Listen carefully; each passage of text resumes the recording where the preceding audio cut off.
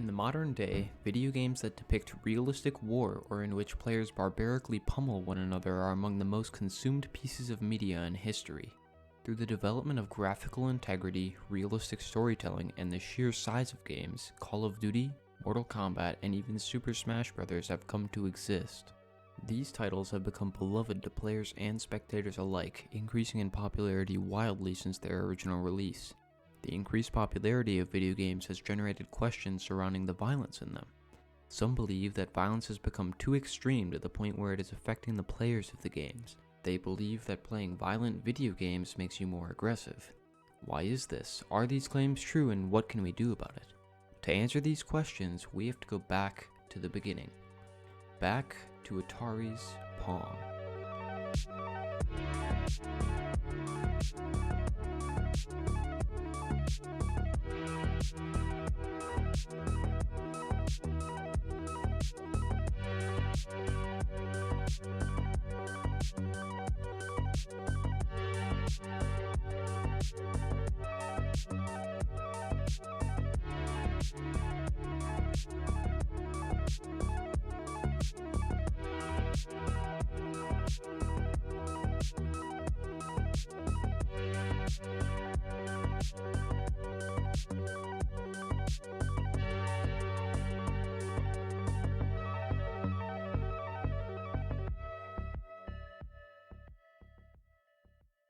November 29th, 1972. It was on this day that possibly the most influential event of the century took place, fundamentally changing the production and distribution of media for years to come.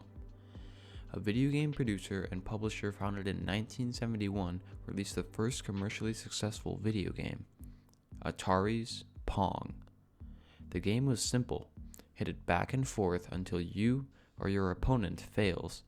It was an electronic representation of the classic tabletop game Ping Pong, a popular game to this day. The console sold more than 45,000 units, a feat never before achieved by interactive media, setting the standard for the industry in the coming years.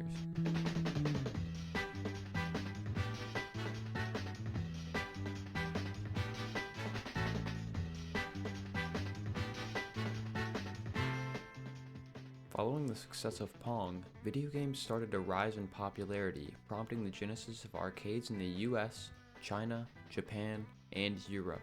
Games were quickly becoming more complex and immersive. The expanding market allowed more companies to begin distributing them, giving rise to countless new genres. Many set out to capitalize on this new form of media, including new and already established studios and programmers. One of these was SEGA, a development group founded in 1940, providing games to the military at the time. In early 1976, following their entry into the market, they released Heavyweight Champions to the public, the first popular fighting game to hit the arcades.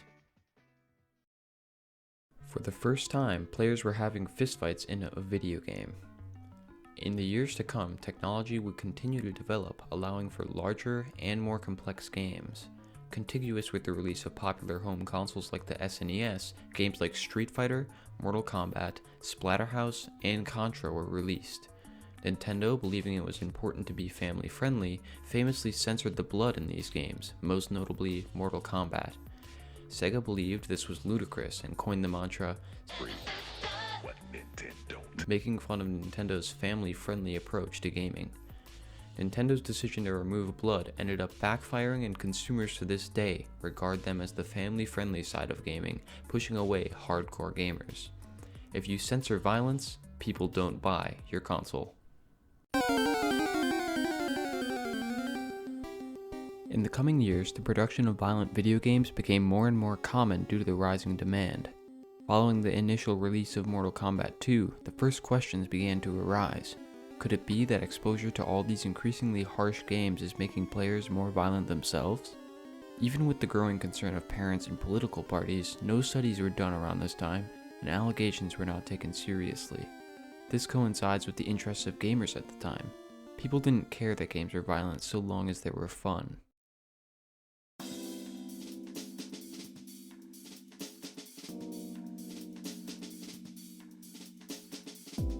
6 years after the introduction of the SNES, Nintendo released their N64 console to compete with Sony's PlayStation and Sega's Saturn. these three consoles having more power than their predecessors allowed for 3D games on home consoles. As the market shifted towards console gaming, developers started to spend more time and money on the production of their games for these consoles. This generation brought with it iconic games like Resident Evil, Doom, Quake, and Half-Life, which were released to critical acclaim, marking the shift from arcades to in-home gaming. With combined sales of 144.68 million consoles, it's safe to say that more people were enjoying video games than ever before. During this time, Grand Theft Auto, in which players are cast into the role of gang members who must commit brutal crimes to rise to the ranks, was released, seeing massive success on Sony's PlayStation. Consumers were flocking to this game like never before. This, coupled with Nintendo's controversy, provided all the incentive developers needed to continue to create these war-centric, violent games.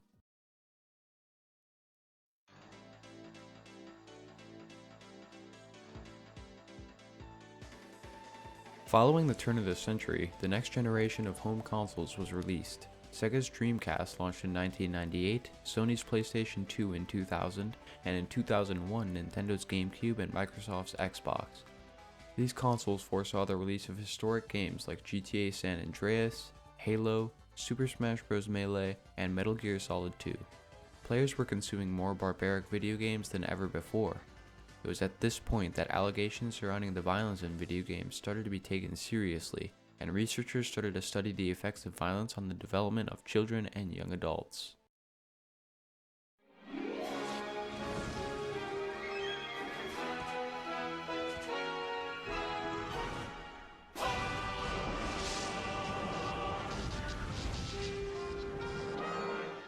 In 2005, Microsoft kicked off the 7th generation of consoles, releasing their Xbox 360 in November. A year later, Sony and Nintendo released their respective consoles in the PlayStation 3 and Nintendo Wii. The Xbox 360 and PlayStation 3 featured a high definition, allowing them to display lifelike graphics for the first time. This development allowed earlier versions of games we see today to be released, like Halo 3, GTA 4, Call of Duty World at War, and numerous other titles to hit the market. Thanks to the introduction of disc-based games in the previous generation, these titles are able to simulate real-world combat in a realistic-looking environment, almost blurring the line between reality and fictional worlds present in games. Nintendo released their newest installment of Super Smash Bros., titled Super Smash Bros. Brawl, which featured a more realistic art style than the previous games. The message was clear.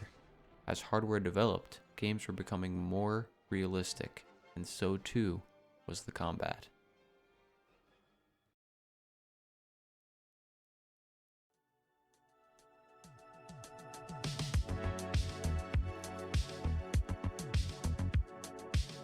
This brings us to today, where games that look almost photorealistic are commonplace. Games like Grand Theft Auto 5, Super Smash Bros. Ultimate, and Red Dead Redemption 2 are all pushing the bounds of what's technically possible in video games. There are more people playing these games than ever before, exposing them to realistic war in unprecedented numbers. This brings back the age-old question: do video games cause violence? The short answer is yes.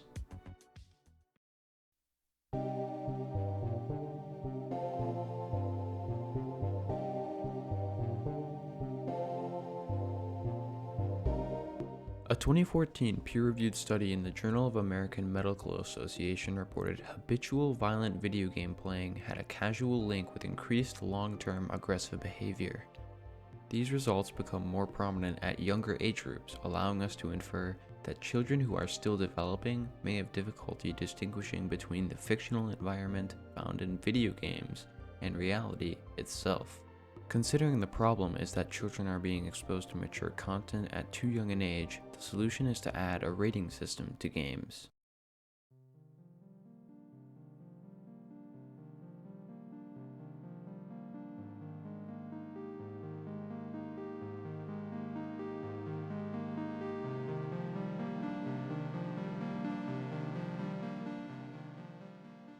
The team behind Entertainment Software Rating Board has already taken steps in the right direction. They provide information about the contents of what's in a game or app so parents and consumers can make informed choices about which games are right for their families. Without the help of ESRB, it can be difficult to determine what games are appropriate for children and which are intended for adults. The same study from earlier reported that 60% of middle school boys and 40% of middle school girls who played at least one M-rated video game hit or beat up someone, compared to 39% of boys and 14% of girls who did not. This evidence suggests that even though you can be aggressive without video games, those who play them are more prone to it, and the younger you are, the more susceptible you are. Considering the severity of the issue, I think it's reasonable to say that games that have an M or AO rating are also priced higher, making it harder for those under the recommended age group to get their hands on them. A similar price increase was implemented on cigarettes, a similarly detrimental product to society. Researchers found that every 10% increase in price correlates to about a 4% decrease in demand. Considering the effectiveness of this price increase, we would likely see a similar result with gaming. This solution could work, but the biggest change surrounding this problem can only be brought on by the parents and guardians of children. By making sure the media that their child is consuming is appropriate for their age, they can prevent the consumption of media that may be too graphic or promote violence in a way they are not prepared to deal with. Following the ESRB rating of C for early childhood, E for everyone, E10 plus for everyone 10 and over, M for mature, and AO for adults only is a must for parents, especially with young children under the age of 8. Closely monitoring your child's activity could ensure a proper developmental process and better prepare your child for the future. Overall, video games do not cause violence, but to the underdeveloped mind of a child, they may cause increased aggression in the long term.